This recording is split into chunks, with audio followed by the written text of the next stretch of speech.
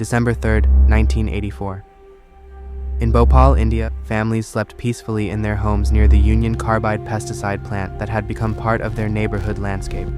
Inside the facility, workers moved through their midnight shift, monitoring gauges and valves as they had countless times before. None could have imagined that within hours, a toxic cloud would sweep through the streets, transforming an ordinary night into the deadliest industrial catastrophe in human history. A disaster that would claim thousands of lives and poison generations to come. The plant, owned by the American chemical corporation Union Carbide, had been manufacturing the pesticide 7 since 1969. At the heart of this process was a highly toxic chemical, methyl isocyanate, or MIC. This colorless liquid was both extremely reactive and extraordinarily dangerous to human health. Even small exposures could cause severe respiratory distress, eye damage, and death. The plant stored MIC in a large underground tank designed to be refrigerated to keep the chemical stable at near-freezing temperatures.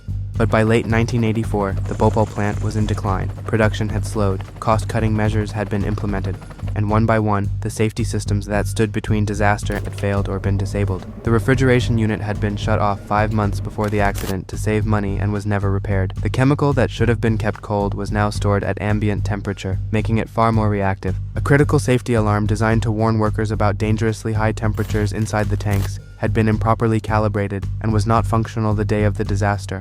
The vent gas scrubber, meant to neutralize toxic vapors chemically, was not activated until the gas release was already well underway. The flare tower, built to safely burn off any escaping toxic vapors before they could reach the surrounding community, stood idle and non-functional. A similar Union Carbide plant in West Virginia had experienced 28 separate leaks over the previous 5 years.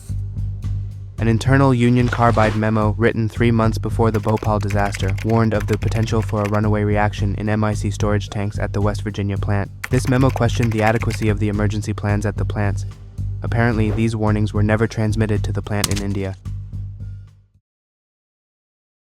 On December 2nd, early before midnight, water entered tank E610. It is unclear exactly how this occurred, but the most widely accepted theory suggests an error at a utility station on the site, where 2 pipes ran side by side. One carried nitrogen and the other carried water. It appears that someone mistakenly connected the water pipe instead of the nitrogen pipe during a standard cleaning process, allowing an estimated 240 gallons of water to flow directly into the storage vessel. The consequences were immediate and devastating. Water and methyl isocyanate react violently together. The mixture began to heat rapidly.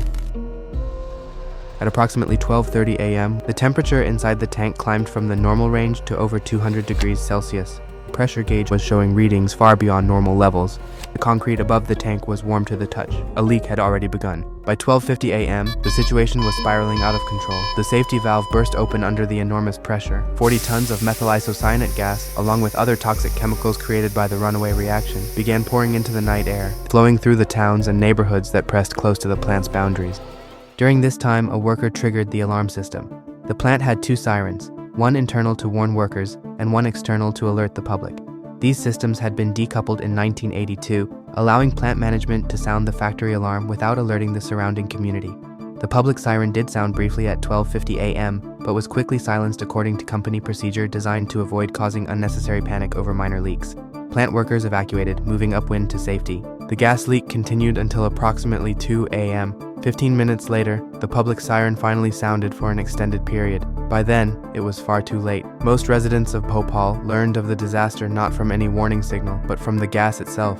The healthcare system immediately became overloaded. The city's Hamidia hospital was first told that the gas leak was suspected to be ammonia, then later phosgene. Finally, they received an updated report that it was MIC, which hospital staff had never heard of, nor had an antidote for, and had no immediate information about.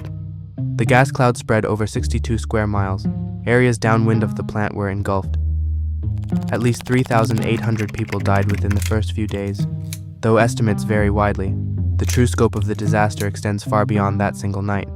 An estimated 500,000 people were exposed, with over 100,000 suffering permanent injuries. The poison also echoed through generations, with increased rates of birth defects and developmental delays in children born to survivors.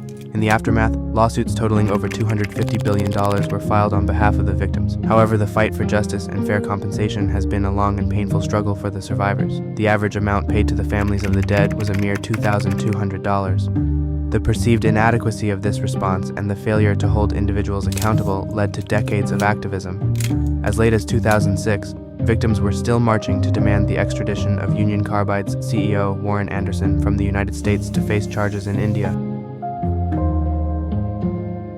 The Bhopal disaster fundamentally changed how the world thinks about industrial safety, corporate responsibility, and the right of communities to be protected from industrial hazards.